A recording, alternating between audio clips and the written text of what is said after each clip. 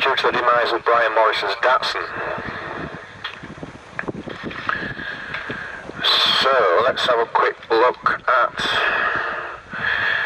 Will Addison, the champion of 2012, actually leads the championship this season already with 90 points, ahead of Miles Collins in the Peugeot 205 GTI, only 2 points ahead. Brian Morrison, the Datsun that we were just talking about, he'll be devastated because he was third in the championship, and we're waiting for the red lights. There they are, and quickly to green, and away they go, and a very good start, I think, by Mike Williamson in his BMW car 40, no, the Mitsubishi, sorry, the Evo Mitsubishi has made a very good start from the fourth row of the grid. Mike Cook not getting away at all well, and has dropped already down into fourth place with the front row driver of Andrew Morrison starting second fastest, now into second place. But is it the Evo there, or Mike Williamson that leads?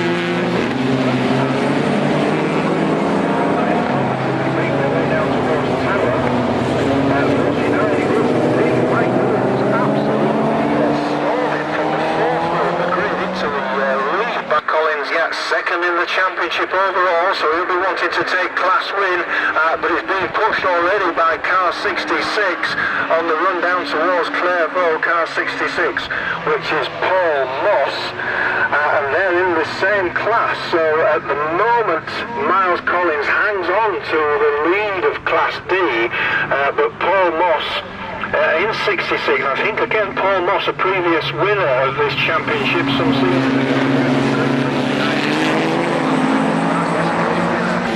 And he's having a good run down towards Tower with Miles Collins, but I think Miles Collins will keep the racing line, make it more difficult for Paul Moss to go around. Pressure from, now let's say that timer screen, I don't think it's got quite correct, so we'll ignore that at the moment. We'll just keep an eye on the cars themselves.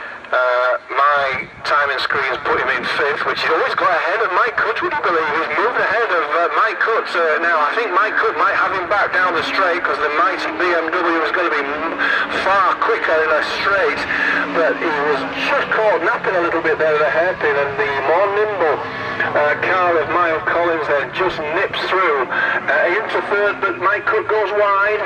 Has he managed to hang on as Mike Williamson now comes under pressure from Andrew Morrison in the central section?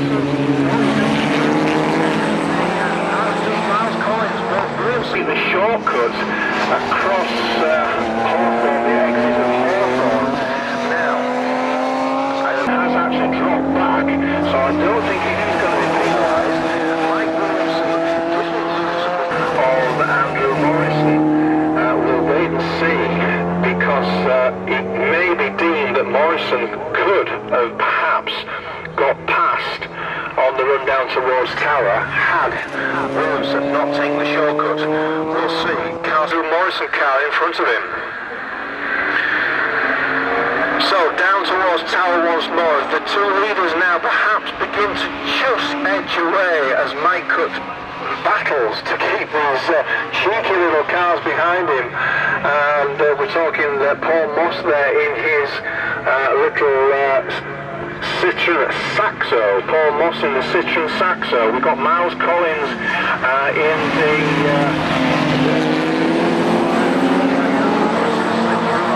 back of the commentary box. He has him tried on the previous lap and has got ahead of Mike Williamson as Mike once again comes under pressure from Mike Cook there right under the back of Mike Williamson's Mitsubishi. Is he having problems in the conditions? So Miles Collins in fifth place now, sixth now. So as Andrew Morrison heads down towards Clairvaux, now he has a bit of daylight between himself and Mike Cook as the other protagonist there for class honours drops well back, and in fact dropping back from Miles Collins. I think there we've got 36 now closing in on Mike Williamson.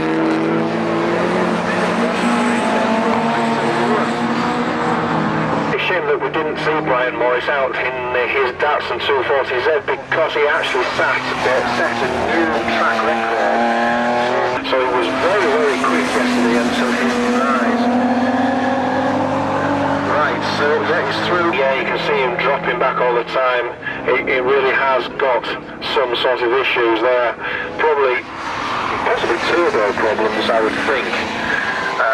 Rivals.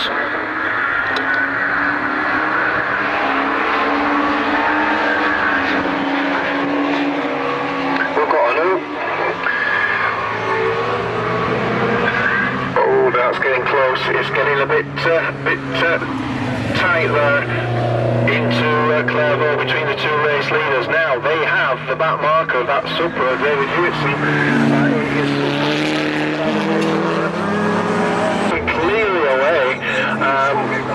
Not intentionally, I don't think, but Mike Cook was held on that BMW. I'm sure there was a little concern in the opening lap or two, but he's managed to hang on there to his second spot. That cheeky little Peugeot, it's a Saxo, isn't it, of Paul Moss, trying to take body damage as well. Yeah, the front bumper and splitter are dragging on the ground. He's had a bit of a nerve somewhere, possibly in his attempt to try and get past Andrew Morris and everything, but well, he's got a lot of work to do. We've got just 3 3/4 minutes to go in this race.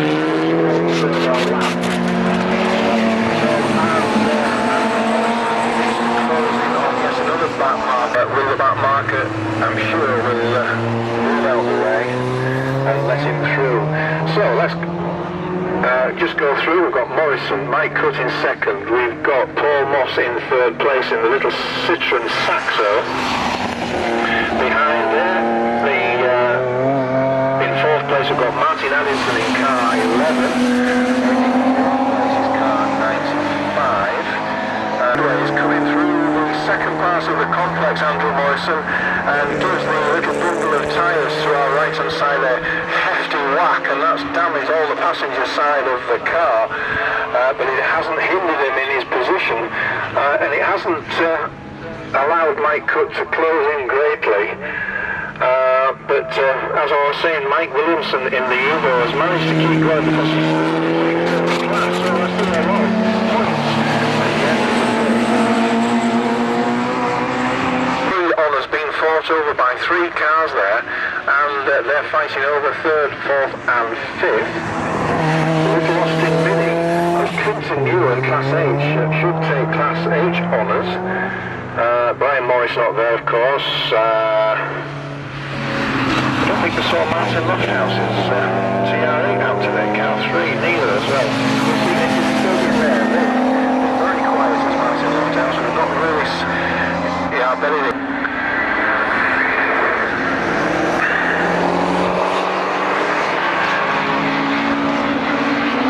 Yeah, so no, we'll probably get this lap and one more then. Certainly one more lap after this. So, can Mike Cook make any impression on Andrew Morrison? It seems likely. We'll have a couple of markers negotiated. Car 17 quite easily. Porsche. The Porsche 924 of Andrew Blythe from Middlesbrough. And Mike Cook's really struggling now to keep on the pace of Andrew Morrison. He's clearly away out from the little gagger of cars behind him. Paul managed to push one lap gap, and we're just about indeed on the 15 minutes, so we're using the last lap board. Just Andrew Morrison is probably giving a sigh of relief. Morning in the paddock, very well maintained, and a lot of aero packages put on that car over the winter period, and has moved the radiators. I was told by Graham Rudy of Motorsport that the radiators had been moved from the traditional spot in the engine bay to behind. An extra one, sorry, that's an extra radiator.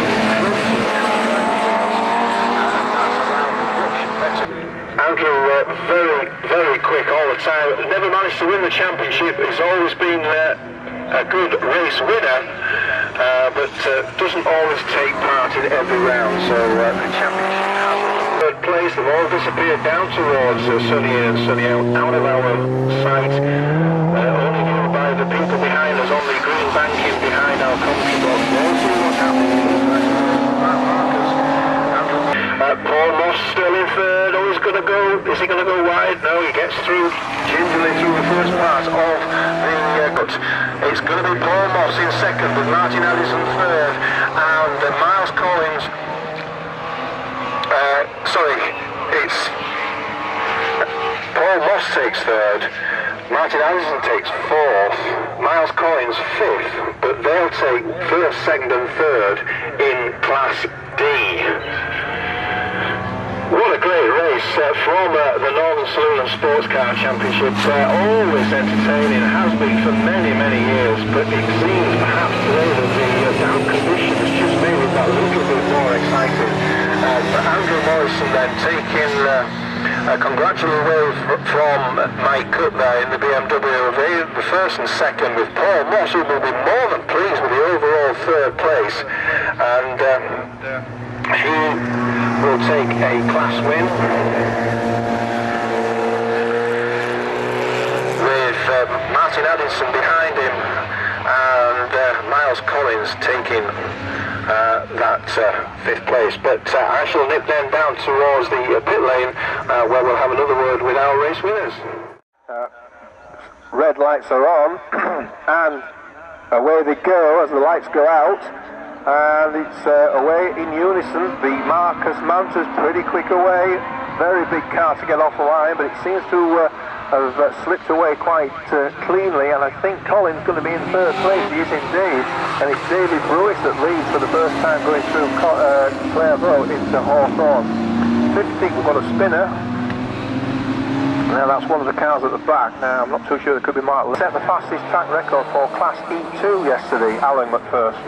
But David Brewis leading for the first lap then in his Lotus Elan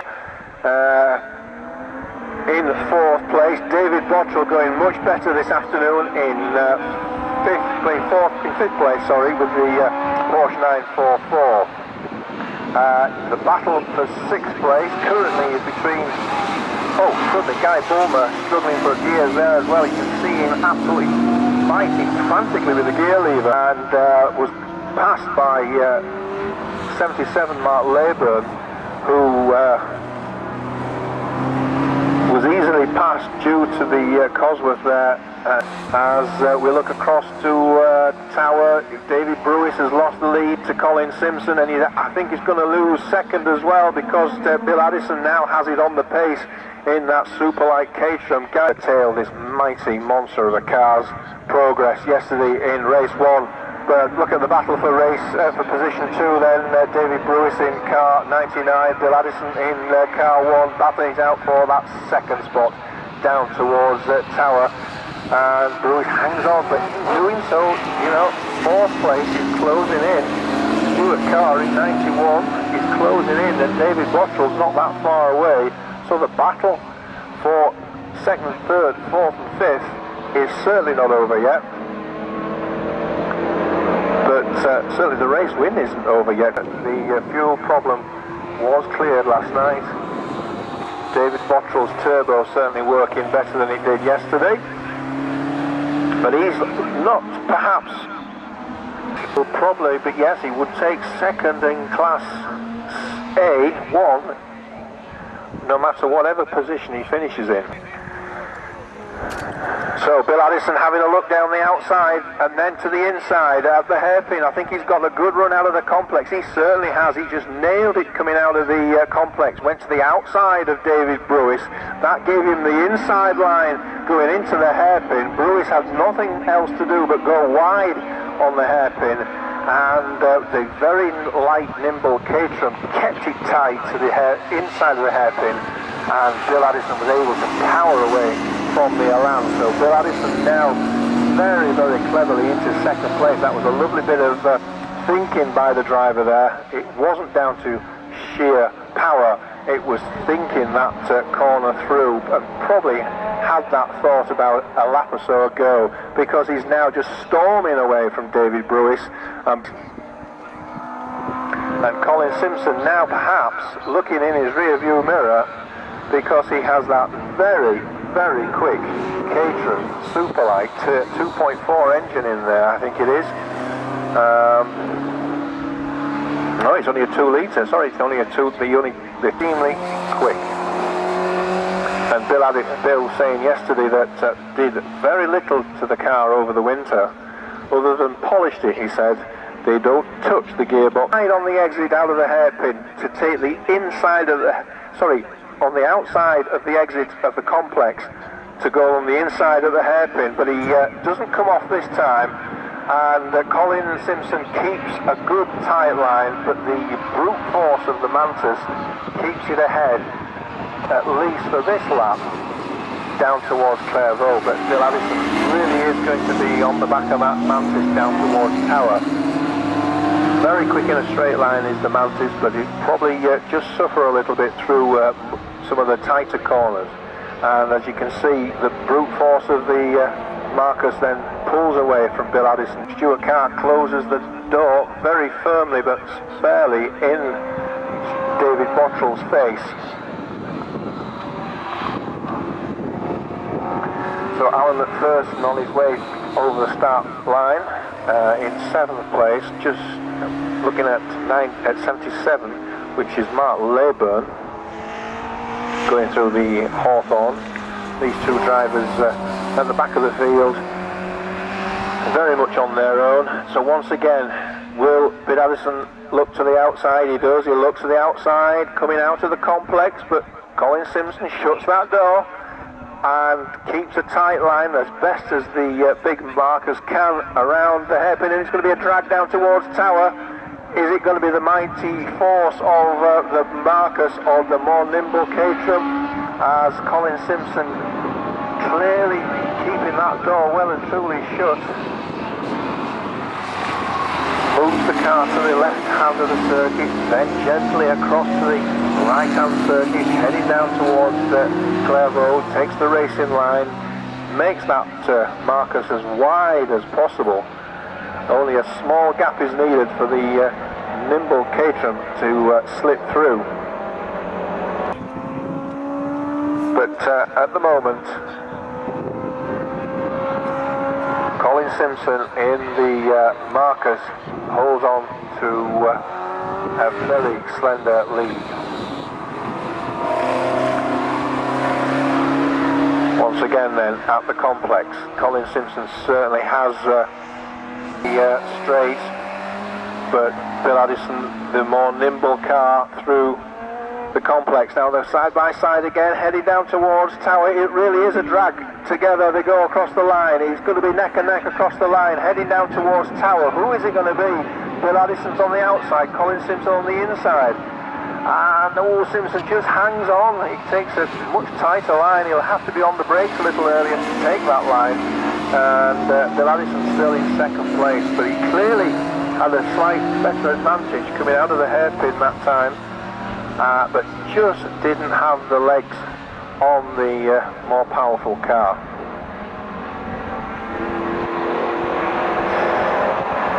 So down towards Tower, understeer going down the inside, then it switched to oversteer. It really could have been the end for Bill Addison there, but he hangs on and hasn't lost too much. I don't think he's going to be close this time heading to Clairvaux. He'll have to now rethink his strategy going down towards Tower, but it really was curtains then for Addison, almost coming through the complex. And the gap has now been shown at 0.4 of a second as the cost of time has been, but they're neck and neck again into Hawthorn. And this is the closest Addison has been coming through Hawthorn for a while. But Simpson gets the power down, but Addison isn't going to lose him this time. He's going to hang on. We've got 2 minutes 50 seconds of racing. By side once again. Colin Simpson moves across the Armco barrier. That squeezes Addison, and he has to go down the outside, to the inside, should I say. Perhaps Bill might not be too chuffed about that. That was very reminiscent of Michael Schumacher, was it? On who was it? Was it Nicky Rosberg? No, Barrichello, wasn't it? In the when they were team, means he can cut in tight on the exit and try and get alongside once again. And there they are side by side. He's not going to. Oh, Colin Simpson comes across again towards the Armco barrier and makes Bill Addison go around the long way, heading down towards Clairvaux. Didn't see a last lap board. Don't know if it's helped if the marshals have held the last lap board out or not. Yeah, well, 15 minutes is up. So, have a look down the pit lane. I can't see the last lap board, so down towards Tower. We'll assume we're going to get another lap after this one. A little Lotus Elan with the mighty Marcos. Now, has he made a mistake, or has Bill Addison, yeah, last lap board is now out. Has Colin made a mistake, or has the pure tenacity of Bill Addison forced his way through into the top spot? We'll find out in our post-race interview. But as I said, David Brewis, less than 2 seconds behind, was waiting for us ahead, coming through the complex. So it will be interesting to speak to the drivers after this race as to once again then Bill Addison takes a win here at Croft, and it's going to be touch and go to take second, but I think Colin Simpson hangs on to it just ahead of David Brewis in that very quick Lotus Elan. Stuart Carr crosses the line now in 4th place with 91. David Bottrell crossing the line in 5th place, will take second in class. He'll be obviously pleased with the points. In 6th will go Mark Laban, and Alan McPherson brings up the rear in car 7, and Guy Bulmer will be classified finished as well in car 8. So all 8 started and all 8 finished